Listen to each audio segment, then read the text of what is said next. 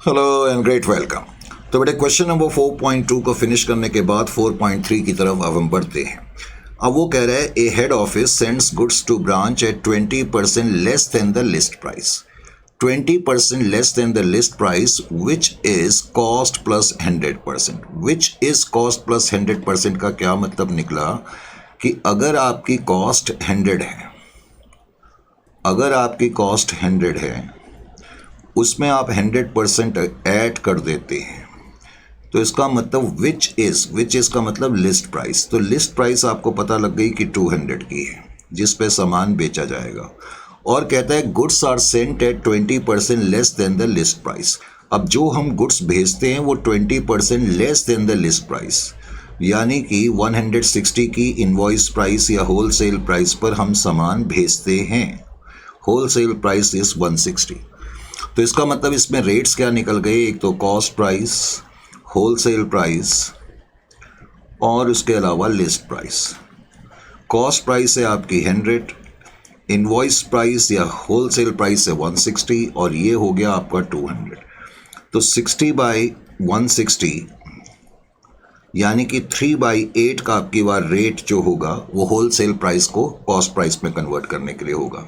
और 40/200 यानी कि 1/5 का जो रेट होगा वो लिस्ट प्राइस को होलसेल प्राइस में कन्वर्ट करने के लिए होगा। करेक्ट। अब इस क्वेश्चन में आगे उसने हमें जो इन्फॉर्मेशन दी है, ओपनिंग स्टॉक अब की बार हेड ऑफिस के पास भी नहीं है, ब्रांच के पास भी नहीं है। हेड ऑफिस ने परचेजेस करी है, फिर गुड्स उन्होंने भेजे हैं 80,000 की होलसेल प्राइस पर। ये चीज़ ब्रांच के कॉलम में भी लिखी है कंफ्यूज करने के लिए। वो हमें वैसे भी मालूम है कि जो गुड्स हम भेजेंगे वो ब्रांच तो रिसीव करेगी।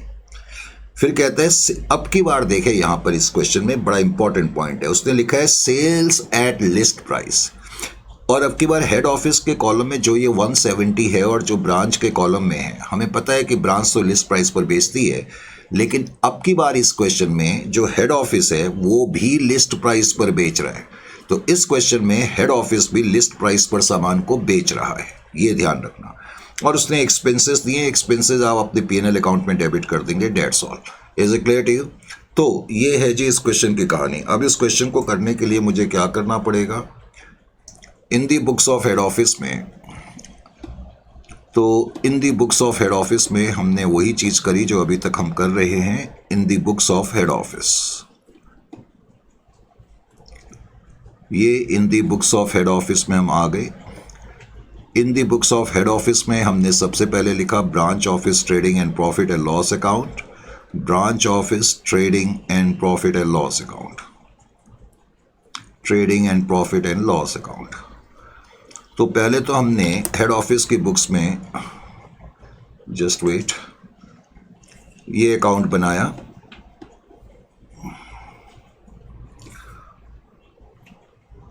ठीक है, इतने में मेरे ख्याल से आ ही जाएगा। अच्छा जी, अब इस क्वेश्चन में जैसा कि आप देख ही रहे हो कि सबसे पहले तो कोई ओपनिंग स्टॉक हेड ऑफिस के पास नहीं पड़ा हुआ है, कोई ओपनिंग स्टॉक नहीं। और उन्होंने परचेजेस करी है 2 लाख की, तो 2 लाख की परचेजेस आपने यहाँ पर लिख दी, परचेजेस है 2 लाख की, तो 2 लाख की परचेजेस आपने यहाँ पर लिख दी। उसके बाद कहता है कि हमने जो सामान भेजा है वो 80,000 की होलसेल प्राइस का सामान ब्रांच को भेजा है।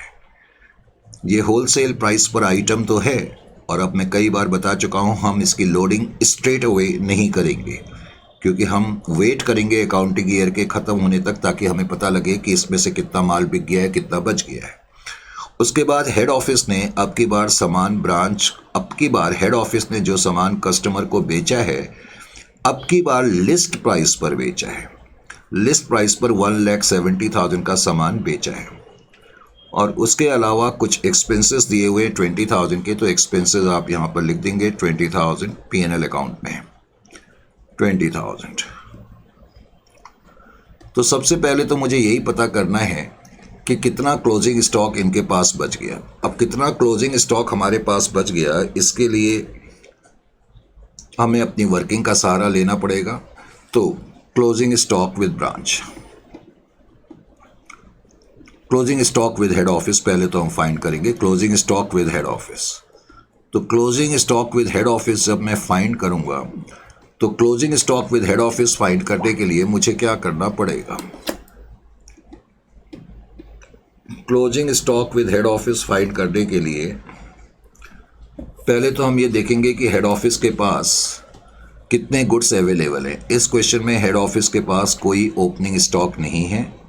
परचेजेस, हाँ, हेड ऑफिस ने कुछ सामान परचेज करा है 2 लाख रुपए का, तो 2 लाख की कॉस्ट प्राइस के गुड्स हेड ऑफिस के पास अवेलेबल हैं बेचने के लिए 2 लैक्स। तो 2 लैक्स के गुड्स हेड ऑफिस के पास अवेलेबल हैं बेचने के लिए, इसमें कोई डाउट नहीं है। तो हेड ऑफिस के पास 2 लाख की कॉस्ट प्राइस के गुड्स अवेलेबल है। अब मैं इसमें से लेस करूंगा, less cost of goods send to branch account. अब जो हमने ब्रांच को सामान भेजा है, ऑफ कोर्स ये होलसेल प्राइस है 80,000, और मैंने बताया कि होलसेल प्राइस को कॉस्ट में लाने के लिए मुझे 3/8 का रेट अप्लाई करना पड़ेगा। अब 3/8 का रेट में अप्लाई करूंगा तो ये 30,000 आ जाएगा। अब 30,000 में इसमें से माइनस करूंगा तो मुझे ये पता लग गया कि जो सामान मैंने भेजा है उसकी कॉस्ट प्राइस 50,000 की है। दूसरी चीज, अब मैं यहां पर माइनस करूंगा कॉस्ट ऑफ सेल्स। अब कॉस्ट ऑफ सेल्स, अब की बार हेड ऑफिस ने जो सामान बेचा है वो लिस्ट प्राइस पर बेचा है, लिस्ट प्राइस पर बेचा है। ये ध्यान रखना है कि लिस्ट प्राइस पर अब की बार सामान बेचा गया है, तो लिस्ट प्राइस को कॉस्ट प्राइस पे लाना है। अब यहां पर बड़ा इंपॉर्टेंट पॉइंट है, लिस्ट प्राइस को कॉस्ट प्राइस पे लाने के लिए आपको क्या करना पड़ेगा, देखिए जी यहां पर। अब इस क्वेश्चन में बिकॉज हेड ऑफिस ने सामान लिस्ट प्राइस पर बेचा है, तो लिस्ट प्राइस को कॉस्ट प्राइस पे लाने के लिए पहले कॉस्ट प्राइस और लिस्ट प्राइस का डिफरेंस आप नोट करेंगे, क्योंकि लिस्ट प्राइस को कॉस्ट प्राइस पे लाना है। 100 और 200 के बीच में फासला 100 का है, करेक्ट। तो 100/200, यानी कि अगर मैं 1/2 का रेट अप्लाई कर दूं लिस्ट प्राइस पर तो वो कॉस्ट पर आ जाएगी, और मुझे इसकी कॉस्ट चाहिए, करेक्ट। तो 1,70,000 लिस्ट प्राइस है, इसको कॉस्ट पे लाने के लिए मुझे अब की बार 1/2 का रेट अप्लाई क्यों करना पड़ा, ये समझ में आ जाना चाहिए। यानी कि जो सामान हमने बेचा है लिस्ट प्राइस 1,70,000 में, उसकी कॉस्ट जो है वो 85,000 की है। 85,000 की कॉस्ट प्राइस का सामान हमने लिस्ट प्राइस पर बेचा 1,70,000 पर। अब इससे मुझे ये पता लग गया कि 2 लाख रुपए के गुड्स मेरे पास थे, उसमें से 50,000 की कॉस्ट प्राइस के गुड्स हमने भेज दिए, 85,000 की कॉस्ट प्राइस के गुड्स हमने बेच दिए। तो 1,35,000 मैंने माइनस करा 2 लाख में से, तो मुझे ये पता लग गया कि 65,000 का स्टॉक हमारे पास बचा हुआ है। 65,000 का स्टॉक हमारे पास बचा हुआ है। Is it clear to you or not? तो इस तरीके से तुमने पहले तो ये पता कर लिया कि कितना स्टॉक आपके पास बचा हुआ है। एक तो ये पता लग गया क्लोजिंग स्टॉक, तो क्लोजिंग स्टॉक मैंने यहाँ पर लिख दिया 85,000। अब क्लोजिंग स्टॉक को लिखने के बाद आप यहाँ पर ग्रॉस प्रॉफिट लिखेंगे। ग्रॉस प्रॉफिट आपका 1,15,000 का आ जाएगा। मैं कई बार अब बता चुका हूँ कि ग्रॉस प्रॉफिट कैसे हमने निकाला। एक तो बैलेंस कर लिया, और हम वैसे भी निकाल सकते हैं। जो गुड्स हमने भेजे थे उसके अंदर जो मार्जिन था वो 30,000 का मार्जिन था, 30,000 का मार्जिन था। जो हमने 80,000 के गुड्स भेजे, अभी मैंने यहाँ पर कंप्यूट भी करा है, मैं आपको दिखा भी देता हूँ। ये मार्जिन हमने 30,000 यहाँ पर कंप्यूट भी करा है, और जो सामान हमने बेचा है उसके अंदर जो मार्जिन है वो 85,000 का हमने लिखा है। तो मैं 30 और 85 को अगर ऐड कर दूँ तो तब भी 1,15,000 रुपये आ जाएगा।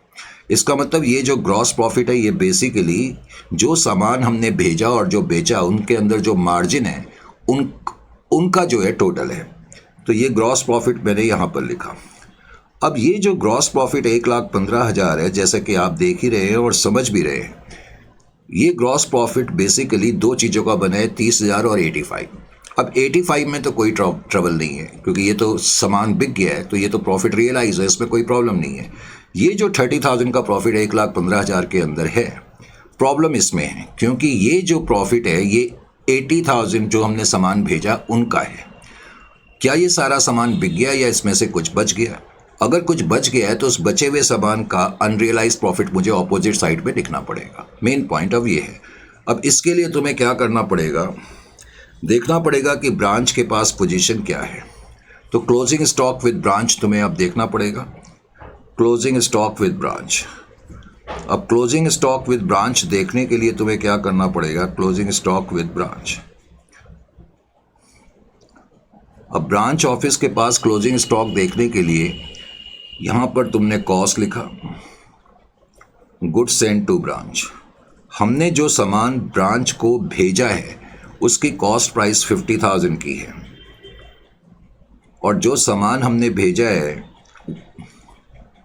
ब्रांच को वो 80,000 का सामान भेजा है। गुड्स सेंट टू ब्रांच, उसकी जो होलसेल प्राइस है वो 80,000 की है। होलसेल प्राइस, उसकी जो होलसेल प्राइस है वो 80,000 की है, तो 80,000 आपने लिख दिया। अब ब्रांच जो सेल करती है वो तो लिस्ट प्राइस पर करती है, ये तो हमें मालूम है। अब मुझे बेसिकली ये देखना है कि जो सामान मैंने भेजा उसमें से ब्रांच ने जो सामान सेल कर दिया, जो मैंने 80,000 की इनवॉइस प्राइस के गुड्स भेजे हैं उसमें से कितनी इनवॉइस प्राइस के गुड्स को ब्रांच ने बेचा है, मुझे ये पता करना है। अब ब्रांच ने कितनी इनवॉइस प्राइस का सामान बेचा है इसके लिए तुम अलग से कहीं लिस्ट प्राइस लिखो। अब ब्रांच ने जो सामान बेचा है, ब्रांच के कॉलम में 80,000 लिखा हुआ है। क्वेश्चन में देखें, मेरे पास क्वेश्चन की शीट 4.3 है ना, ये 4.3, हाँ जी। तो ब्रांच के कॉलम में आप देख रहे हो कि 80,000 लिखा हुआ है। तो ब्रांच ने जो सेल करी हैं वो 80,000 पर करी है, लेकिन वो लिस्ट प्राइस पर है। अब लिस्ट प्राइस को होलसेल प्राइस पे लाना है, तो लिस्ट प्राइस को होलसेल प्राइस पे लाने के लिए आप क्या करेंगे, 40/200, क्योंकि आपकी होलसेल प्राइस 160 है, लिस्ट प्राइस 200 है, उनके बीच में डिफरेंस 40 का है। तो 40/200 या 1/5 यानी कि 16,000। तो इससे आपको क्या पता लग गया कि ब्रांच ने जो सामान बेसिकली बेचा है 80,000 की लिस्ट प्राइस पर, दरअसल उनकी होलसेल प्राइस 64,000 की है। इससे तुम्हें ये पता लग गया कि ब्रांच ने जो सामान बेचा 80,000 की लिस्ट प्राइस पर, उनकी होलसेल प्राइस 64,000 है। तो इसका मतलब जो सामान तुमने ब्रांच को भेजा 80,000 की होलसेल प्राइस पर, उसमें से 64,000 की होलसेल प्राइस का सामान ब्रांच ने बेचा है 80,000 की लिस्ट प्राइस पर। इंपॉर्टेंटली तुम्हें यह पता लग गया कि ब्रांच के पास 16,000 का क्लोजिंग स्टॉक बचा हुआ है। ब्रांच के पास 16,000 का क्लोजिंग स्टॉक बचा है। इनडायरेक्टली तुम्हें यह पता लग गया कि जो भी सामान तुमने ब्रांच को भेजा था वो सारा का सारा नहीं बिका 80,000 का, उसमें से 16,000 के गुड्स बच गए। बिकॉज 16,000 के जो गुड्स बच गए उनके अंदर जो मार्जिन छिपा हुआ है, तो वो मार्जिन अब मुझे कम करना पड़ता है, इसीलिए हम उसको लिखते हैं अनरियलाइज्ड प्रॉफिट। अनरियलाइज्ड प्रॉफिट, तो अब मैं यहां पर अनरियलाइज्ड प्रॉफिट लिख दूंगा। तो unrealised profit on closing stock with branch. तो ब्रांच के पास जो क्लोजिंग स्टॉक बचा हुआ है, जो कि हमने कंप्यूट करा, वो 16,000 का बचा हुआ है। अब 16,000 पे 3/8 आपने अप्लाई करा, तो डेट इज इक्वल टू 6,000। तो 1,15,000 में से आप 26,000 माइनस कर देंगे तो आपका नेट प्रॉफिट अब निकल आएगा। तो इस तरीके से आप इसमें नेट प्रॉफिट निकाल लेंगे। Is it clear to you or not? तो नेट प्रॉफिट जो आपका आ जाएगा वो 89,000 का आ जाएगा। अगर क्वेश्चन ये पूछता है कि भाई ब्रांच का प्रॉफिट भी कंप्यूट करके बताओ, यानी कि ब्रांच को क्या लग रहा है कि उसने कितना प्रॉफिट कमाया, तो तुम्हें यहाँ पर एक branch office trading and profit and loss account बना करके दिखाना पड़ेगा। Branch office trading and profit and loss account. तो branch office trading and profit and loss account तुम बना करके दिखाओगे।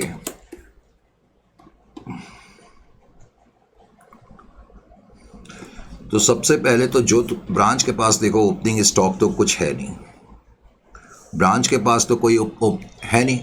अब तुमने जो ब्रांच को सामान भेजा है वो 80,000 की होलसेल प्राइस का सामान भेजा है। ब्रांच के लिए जो होलसेल प्राइस है वो कॉस्ट प्राइस होती है, करेक्ट? तो तुमने 80,000 की इनवॉइस प्राइस का सामान भेजा। अब ब्रांच ने जो सेल करी हैं ब्रांच जो सेल करती है वो तो लिस्ट प्राइस पर करती है, और इत्तेफाकन ब्रांच की सेल 80,000 की है लिस्ट प्राइस पर। लेकिन हमें मालूम है जो 80,000 का सामान हमने भेजा उसमें से 16,000 का सामान जो हमने वर्किंग नोट से कंप्यूट करा ब्रांच के पास बच गया, 16,000 का सामान ब्रांच के पास बच गया। तो सबसे पहले तो आप यहाँ पर नेट प्रॉफिट, ब्रांच का जो ग्रॉस प्रॉफिट है वो 16,000 आप लिख देंगे। 16,000 ब्रांच का ग्रॉस प्रॉफिट आ गया। अब इस ग्रॉस प्रॉफिट को आप यहाँ पर लिखेंगे, और ब्रांच के कुछ एक्सपेंसेस दिए हुए हैं क्वेश्चन में, 10,000 के एक्सपेंसेस हैं। तो एक्सपेंसेस आपने लिखे ब्रांच के 10,000 के, और फिर आपने यहाँ पर ब्रांच का नेट प्रॉफिट निकाल करके दिखा दिया 6,000।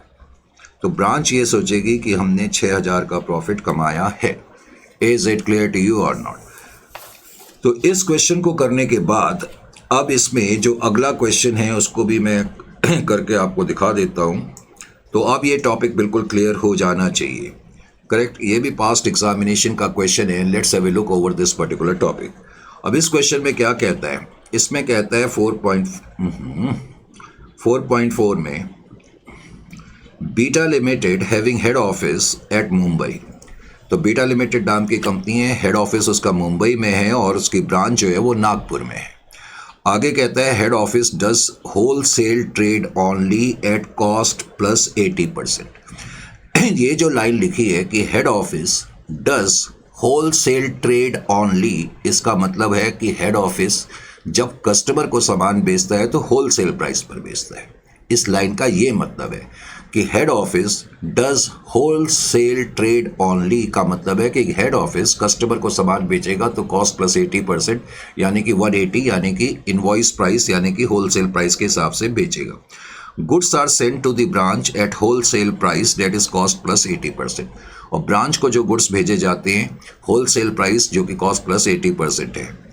फिर कह रहा है branch at Nagpur is wholly engaged in retail trade and the goods are sold at cost to head office plus 100%। अब हेड ऑफिस को जो कॉस्ट है वो तो 100 है। तो कह रहा है कि ब्रांच जो कस्टमर को सामान बेचती है कॉस्ट प्लस 100% यानी कि 200 पर बेचती है। Is it clear to you or not? यानी कि इस क्वेश्चन में रेट्स की कैलकुलेशन में कोई प्रॉब्लम नहीं होनी चाहिए जहां तक 4.4 का सवाल है। अब आपको मालूम है कि कॉस्ट प्राइस जो है वो 100 है, कई बार अब ये करके बताया जा चुका है, और होल सेल प्राइस जो है वो कॉस्ट प्लस 80% है यानी कि 180 है। और ब्रांच जो कस्टमर को सामान बेचती है कॉस्ट प्लस 100% यानी कि 200 पर बेचती है।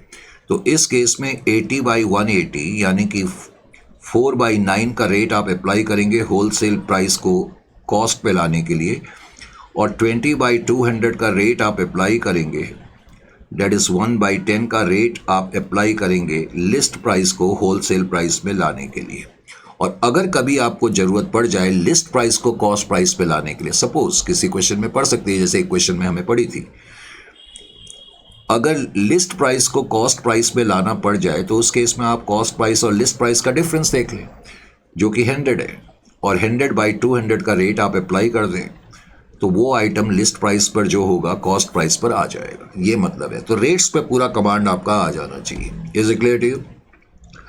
अब इस क्वेश्चन में ओपनिंग स्टॉक 2,25,000 दिया है, फिर कहता है परचेजेज हैं, फिर कहता है goods sent to branch at cost to head office plus 80%। इसका मतलब इनवॉइस प्राइस पर या होलसेल प्राइस पर हम सामान भेज रहे हैं जो कि हम भेजते ही हैं। अब सेल्स के आगे कुछ नहीं लिखा है, लेकिन हमें ये मालूम है कि जो हेड ऑफिस सामान बेचता है वो होलसेल प्राइस पर बेचता है और जो ब्रांच बेचती है वो लिस्ट प्राइस पर बेचती है। बाकी ये तुम्हें एक्सपेंसेस दिए 90,000, 72,000 और 65,000 के, ये टोटल एक्सपेंसेस तुम्हें दिए हुए हैं। Is it clear to you or not? तो ये तो पीएनएल में आप लिख देंगे एक्सपेंसेस, दैट्स ऑल। तो इस क्वेश्चन में अब मुझे क्या करना है ये भी मैं करके आपको बता देता हूँ। तो क्वेश्चन की इस केस में मुझे शीट की जरूरत पड़ेगी, थोड़ी सी फिगर क्लमजी है। तो पहले तो बुक्स ऑफ हेड ऑफिस आपने टाइटल लिखा, बुक्स ऑफ हेड ऑफिस, और बुक्स ऑफ हेड ऑफिस में टाइटल को लिखने के बाद बुक्स ऑफ हेड ऑफिस, ये आपने बुक्स ऑफ हेड ऑफिस लिख दिया। बुक्स ऑफ हेड ऑफिस के अंदर सबसे पहले तो आप क्या करेंगे, branch office trading and profit and loss account आपने लिखा, branch office trading and profit and loss account. अब branch office trading and profit and loss account बनाने के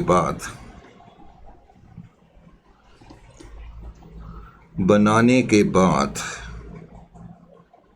इतने में आ जाना चाहिए, मेरे ख्याल से आ ही जाएगा।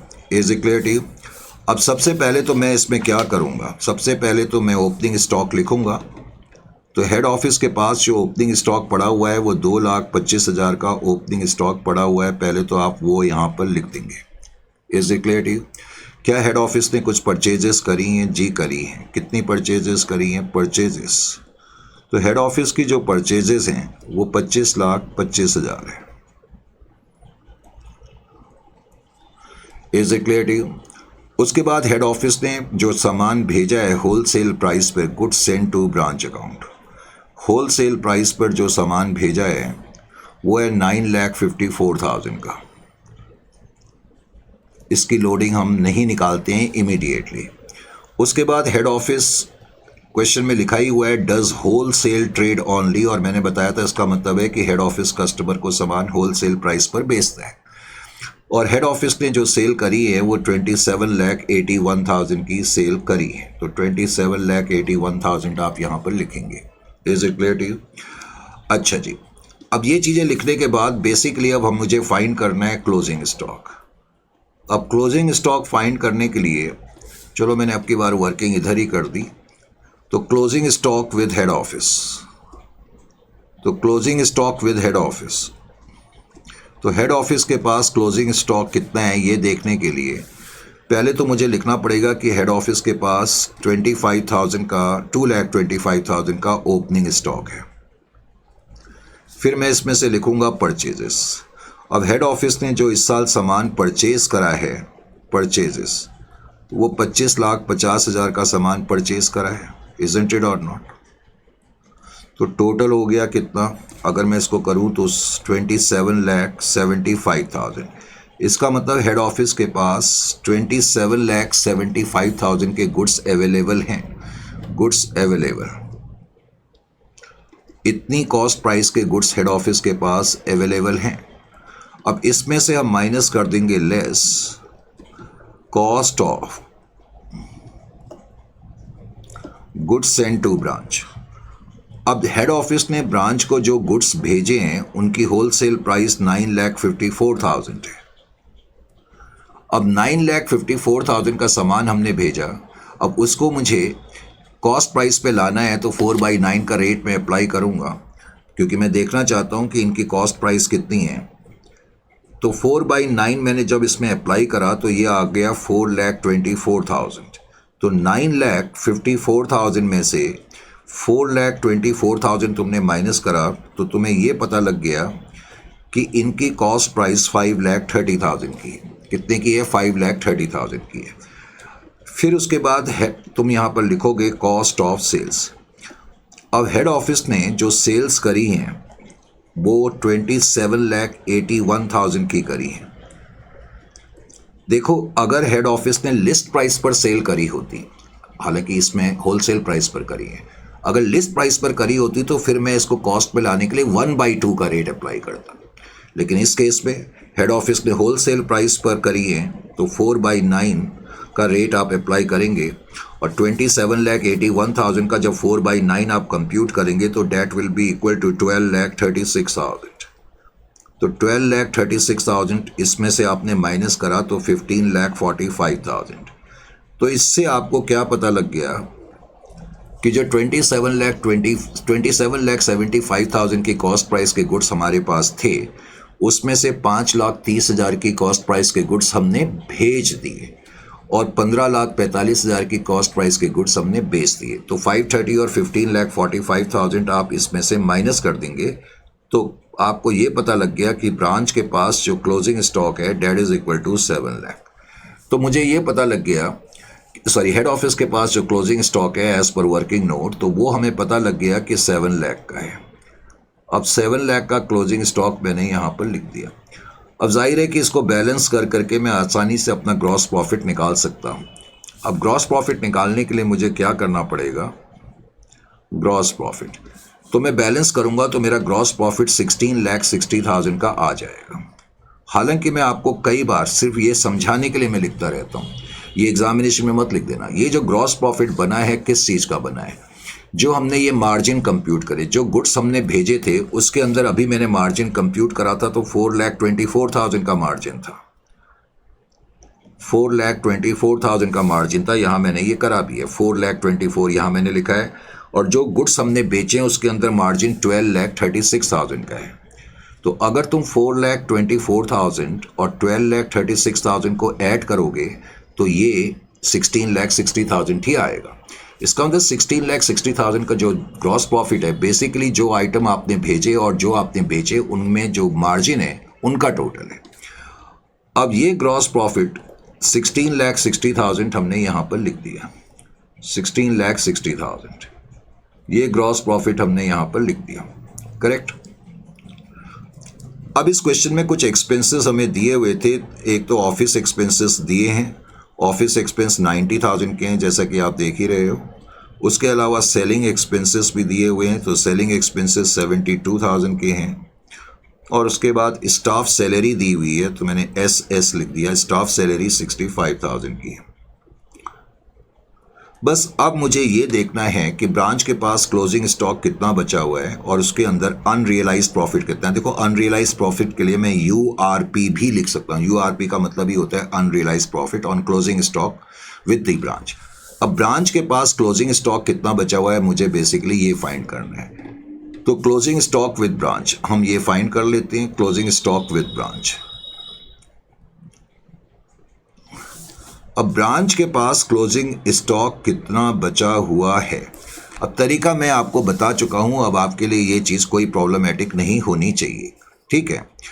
अब क्लोजिंग स्टॉक विद ब्रांच के लिए मुझे सिर्फ और सिर्फ ये देखना है। पहले तो मैं एक चीज़ आपको करके दिखा देता हूं, आप ऐसे भी कर सकते हैं। सबसे पहले तो आप ये देखो कि ब्रांच ने सेल कितने की करी है। ब्रांच के कॉलम में आपको देखना पड़ेगा। अगर आप ब्रांच के कॉलम में देखेंगे, एक सेकंड के लिए शीट ऊपर नीचे हो जाती है ना, तो मुझे शीट्स में एक सेकंड के लिए मैं जरा शीट में देख लूँ कितनी सेल है। तो ब्रांच के कॉलम में जब आपने देखा, ये कौन सी शीट है पापा, ये तो शीट नंबर नहीं है, अच्छा ये शीट इधर उधर गिर जाती है।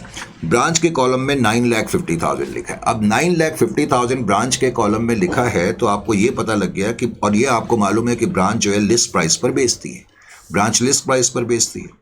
तो ब्रांच ने जो सामान बेचा है वो तो लिस्ट प्राइस 9,50,000 है।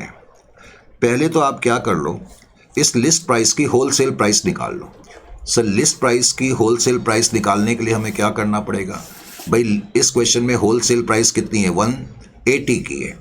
तो 180 होलसेल प्राइस है, लिस्ट प्राइस 200 है। मैंने आपको रेट कंप्यूट भी करके बताया था। वैसे 20/200 का रेट आप इसमें अप्लाई कर दें, 20/200 या 1/10 जो भी आप लिखना चाहें। तो 95,000, इससे मुझे क्या पता लग गया कि ब्रांच ने जो सामान, जो हमने ब्रांच को सामान भेजा था, हमने जितना भी सामान ब्रांच को भेजा था, और हम ब्रांच को सामान होलसेल प्राइस पर भेजते हैं, तो हमारे भेजे हुए सामान में से ब्रांच ने इतनी होलसेल प्राइस का सामान बेच दिया। इससे तुम्हें ये पता लग गया। ऑफ कोर्स ब्रांच ने 8,55,000 की होलसेल प्राइस का भेजा हुआ सामान 9,50,000 की लिस्ट प्राइस में बेचा, वो एक अलग मैटर है, पर इतना सामान ब्रांच ने बेच दिया। तो ब्रांच के पास क्लोजिंग स्टॉक कितना है वो अब आप निकाल सकते हो। देखो, ब्रांच को आपने जो सामान भेजा था, गुड्स सेंट टू ब्रांच, उनकी जो होलसेल प्राइस थी वो 9,54,000 की थी। आपने ब्रांच को जो सामान भेजा था उसकी होलसेल प्राइस 9,54,000 की थी, और इसमें से ब्रांच ने, जैसा कि अभी मैंने कहा, इतनी होलसेल प्राइस का सामान बेच दिया। 8,55,000 की होलसेल प्राइस का सामान ब्रांच ने बेच दिया है। वो अलग मैटर है कि इसको 950 में बेचा, पर इतना सामान बेच दिया। तो ब्रांच के पास इसका मतलब 99,000 का क्लोजिंग स्टॉक बचा हुआ है। 99,000 का क्लोजिंग स्टॉक ब्रांच के पास बचा हुआ है, ये तुम्हें पता लग गया। और इसके पता होने से अब हमारा मेन पार्ट पूरा हो गया। तो ब्रांच के पास 99,000 का सामान बचा हुआ है। अब 99,000 पे आप रेट अप्लाई कर देंगे 4/9 का, इतनी इनवॉइस प्राइस का सामान बचा है, तो 4/9 का रेट आपने अप्लाई करा तो 44,000 अनरियलाइज प्रॉफिट निकल आया। उसके बाद फिर आप अपना नेट प्रॉफिट वगैरह निकाल सकते हो। तो नेट प्रॉफिट शायद इसमें 13,89,000 है, मुझे याद नहीं आ रहा, शायद 13,89,000 ही है, आप चेक करके लिख लेना। 13,89,000 13,89,000 मेरे ख्याल से यही आएगा, और जो भी आएगा अदरवाइज वो लिख लेना। तो ये तो नेट प्रॉफिट निकल आया। इन केस अगर आप branch office trading and profit and loss account भी बना के दिखाना चाहते हैं, branch office trading and profit and loss account, branch office trading and profit and loss account, अगर इसको भी बना करके आप दिखाना चाहते हैं तो उस केस में आपको क्या करना होगा? उस केस में जी आपको ये करना होगा,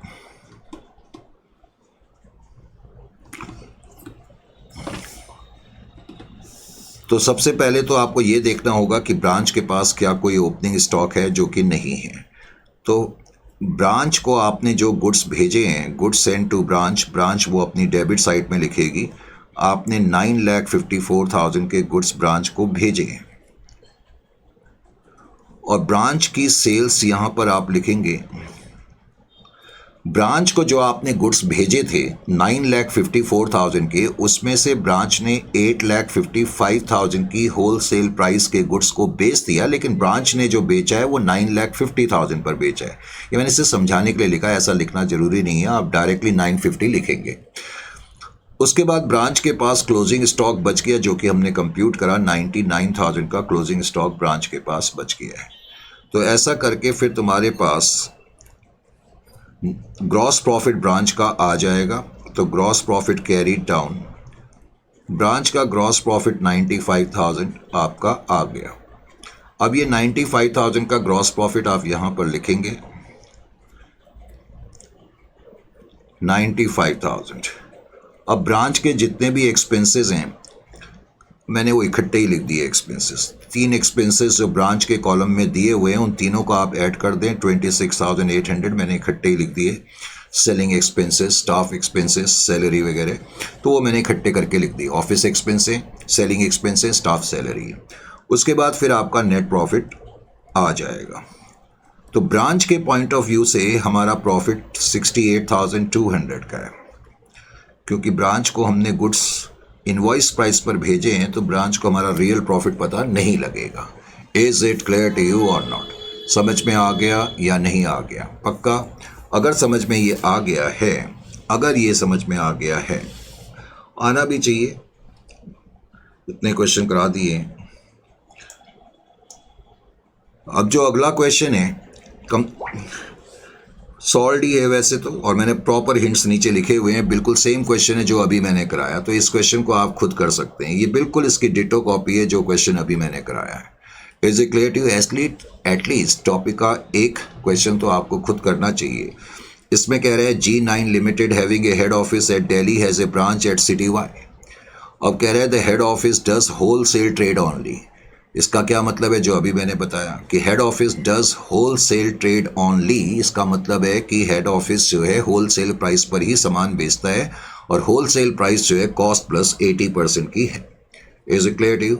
फिर कह रहा है goods are sent to branch at the wholesale price that is cost plus 80%, और गुड्स हम ब्रांच को भेजते हैं होल सेल प्राइस पर जो कि कॉस्ट प्लस 80% है। बिल्कुल सेम क्वेश्चन है, और कह रहा है ब्रांच जो है वो रिटेल ट्रेड करती है और गुड्स बेचती है कस्टमर्स को कॉस्ट प्लस 100% पर। तो सेम क्वेश्चन है, सब कुछ कर सकते हो। मैंने डिटेल्ड हिंट यहाँ पर आपको एक एक चीज़ कर करके दी हुई है।